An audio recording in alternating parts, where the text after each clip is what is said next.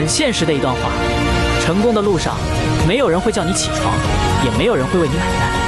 自我突破，自我努力，才是一个成年人该有的觉悟。表面上缺的是钱，本质上缺的是观念；命运里缺的是选择，骨子里缺的是勇气。没有等出来的辉煌，只有拼出来的精彩。很现实的一段话。成功的路上，没有人会叫你起床，也没有人会为你买单。